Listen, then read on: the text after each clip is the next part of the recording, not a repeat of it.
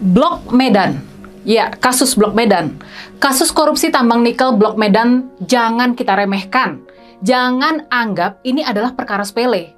Bisa jadi nih ya, kasus Blok Medan ini bisa jadi bakal jadi mimpi buruk buat Pak Jokowi.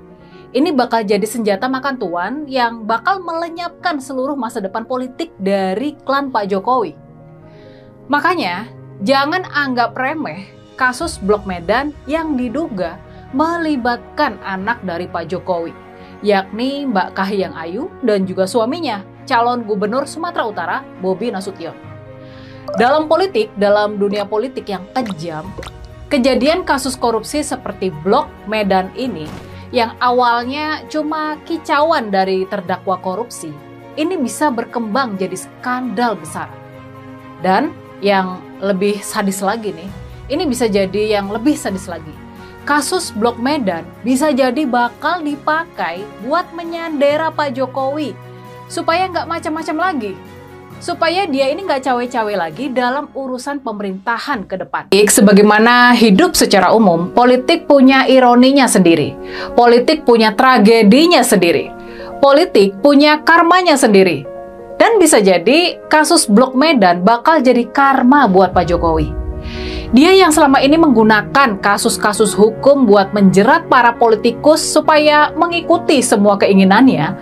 Dia yang selama ini memakai kasus-kasus hukum buat menyandera para politikus kita. Pada akhirnya, dia bisa terkena batunya. Senjata bisa berbalik, senjata bisa makan tuan. Kasus Blok Medan bisa menyandera Pak Jokowi di masa depan. Kalau misalnya nih Pak Jokowi mulai macam-macam sama penguasa, bisa jadi Mbak Kahiyang dan Mas Bobi bakal dipanggil oleh Komisi Pemberantasan Korupsi buat dimintai keterangan seputar keterlibatan mereka dalam kasus Blok Medan ini. Lalu kalau misalnya Pak Jokowi macam-macam lagi, bisa jadi Mbak Kahiyang dan Bobi bakal dijadikan tersangka. Cucu-cucu dari Pak Jokowi bisa jadi bakal kehilangan pendampingan dari orang tua mereka. Politik memang bisa jadi bakal sesadis itu. Makanya, jangan kita anggap remeh kasus Blok Medan ini. Kasus Blok Medan bisa menjadi tragedi hidup dari keluarga Pak Jokowi. Dan makanya juga, catatan penting kita, bisa jadi kasus-kasus seperti kasus Blok Medan inilah yang membuat Pak Jokowi jadi nggak bisa berhenti. Dia nggak bisa turun dari singgasana kekuasaan secara soft landing. Pak Jokowi dan keluarganya hanya mungkin buat nggak tersandera kasus Blok Medan bila mana mereka tetap punya kekuasaan yang masih cukup besar. Misalnya, bila mana Pak Jokowi punya partai politik yang cukup besar. Jadi, bila mana kasus Blok Medan ini nanti diangkat penguasa, Pak Jokowi bisa mengerahkan seisi partai politiknya buat menekan penguasa supaya mengurungkan niatnya dalam membongkar kasus Blok Medan ini. Dan lingkaran setan saling sandera menyandera ini bakal terus berlangsung, bagai roda yang terus berputar, tiada habisnya. Tentunya apa yang bakal terjadi di masa depan bakal sangat ditentukan sama bagaimana Pak Prabowo menyikapi semua persoalan sandera menyandera kasus ini.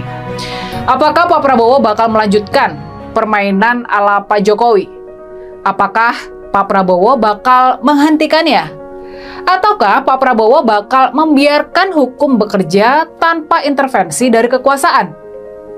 Buat kita yang ingin Indonesia maju, jadi sejahtera, jadi adil dan makmur, pastinya kita semua menginginkan hukum dijalankan tanpa tebang pilih. Kita ingin hukum yang independen dan adil. Kita ingin ada kepastian hukum. Kita ingin ada perlindungan hukum buat rakyat. Kita ingin semua kasus korupsi diusut tanpa pandang bulu.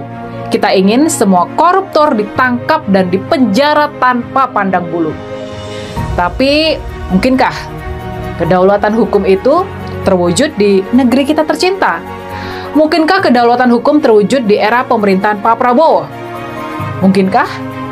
Sayangnya, yang lebih mungkin terjadi, yang bisa saja terjadi, karena kita gagal membangun kedaulatan hukum, kasus korupsi tambang Blok Medan bakal terus mengancam dan menyandera keluarga Pak Jokowi di masa depan.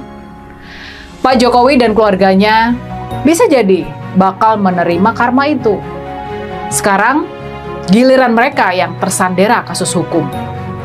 Dan sudah pasti, kondisi serba mencemaskan seperti inilah yang bakal membuat Pak Jokowi nggak bisa tidur nyenyak lagi.